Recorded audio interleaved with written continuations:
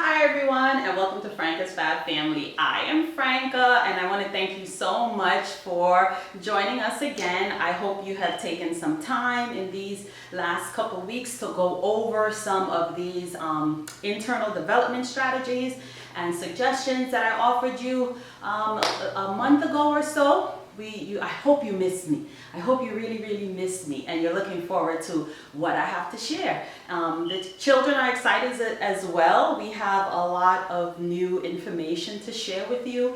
We have some more cooking videos to share with you. But now that we're back and we're ready to hit the ground running, I hope that you parents are ready and prepared for what I have in store for you. What we're going to look at today is all about the green. Money matters. What does that mean, and why is that important? Money matters is having financial intelligence.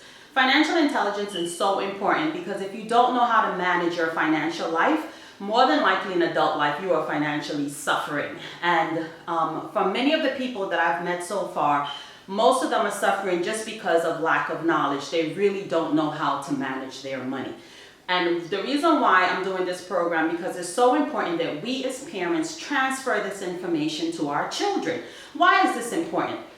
Finances and financial management is so important in everybody's life, is because we live in a system where we need resources and we need financial resources. We need to be able to earn money, and we need to be able to spend money responsibly and understand what that means in order to have a good financial life, in order to save and be able to buy the things that you need and many of the things that you want. And so many people, unfortunately, I've met people that make a lot of money, but they're living check to check to check with no house, with no vehicle paid off. They're just like blowing the money. And I look at some of these people and I'm like, if you're blowing the money, you're definitely not teaching your children how to effectively manage their financial resources. So this week we are going to look at that. And why is that so important? It's important because our children need to understand how to manage their money. They need to know how to manage money. And I find that people and parents, adults, don't expose children early enough in financial literacy and financial management. So what happens when the child goes into adult life and they now have to pay rent, they now have to have a car note. Many parents actually mess up their kids' credit before the child even has a job by putting a light bill or a phone bill or something in their kid's name and just destroying their credit. So we're going to look at that. How do you set up your children to financially succeed? And why is that so important? And it's important because if you don't provide the foundation, just like emotional intelligence and just like all of the other things that we're learning, financial intelligence is so needed in order to have a successful financial life in adult life. I keep saying it, especially for our daughters. We don't want our daughters to be dependent on a male or on a mate to feed them, because you're more than likely going to be abused because you can't feed yourself. So therefore, it is so critical that we as parents take time to transfer effective financial intelligence to our children. One of the great things I would say about my family is that all of the people in my family know how to manage money successfully. I mean, like most of us anyway, most of us. From my mother, my sister, my aunts in the Virgin Islands, like my cousin, we have really, that is just something that we as a people, we grew up in. And I would say my family really rocked with that. How that all started, I remember as a young little girl, my mother would always say, don't go borrowing money from your neighbors and don't borrow money and things from people. Work for what you want and save for a rainy day. These were some of the critical lessons that she taught me. Additionally, when I lived with my aunt was able to, someone corrected me. We call her Tanty, to be honest, but aunt. She taught me how to stretch a dime. Literally, she can turn a dime into $1, which resulted in her, she has a house in New York fully paid for, and she never made even as much as $10 an hour. So if she has a brownstone in New York fully paid for from just hard work and saving and, you know, managing her money well, that is quite remarkable. You know, my sister owned a property, I own a property, my brother owned a property, my cousin just bought his first property, my aunts and uncle in the Virgin Islands, they have restaurants and stuff like that. So financial literacy has always been a big part of my family, and I think it's critical to transfer that to my children. If you looked at one of our videos earlier, I remember mentioning that I had, when I first came back up to the States, I met this lady and her husband, and he must have been about 46, 45 at the time. He didn't know how to write a check. He didn't know how to write a check, and he didn't know how to pay all the house bills. And I was like, oh no, no way.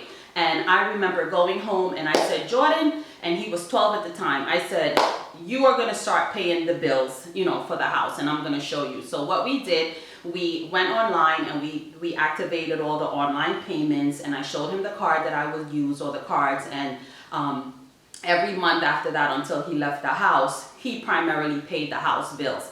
What that did, that allowed him to see the month of December when we would have to turn the heat on, or we were all home for Christmas, so we used more water. He was actually able to see, wait, our bill went from 120 to 160. So they actually became, him and his siblings became more conscious in turning off the lights when you left the room, not letting the water run, really not wasting the resources that the money pays for. Because I would say to them, if the bill went up like $60, I would say, listen, you guys have to cut back on those long showers, or you guys are really leaving the fan on all night.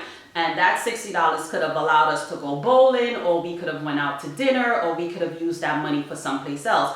But we have to pay a higher light bill or a water bill. So it really just introduced to all the children what and where the money goes. I find that a lot of parents don't expose their children to how to, the bills of the house, how to spend the money, how to save some money, you know, and things like that. And it's really doing the children a disservice, because you're leaving them ignorant in an area of life that they need to be successful in order to have a better quality of life in adulthood, you know. So that's one of the things that we are going to look at. In addition to this week, we're going to look at paying your bills. I find that a lot of adults don't like to pay their bills.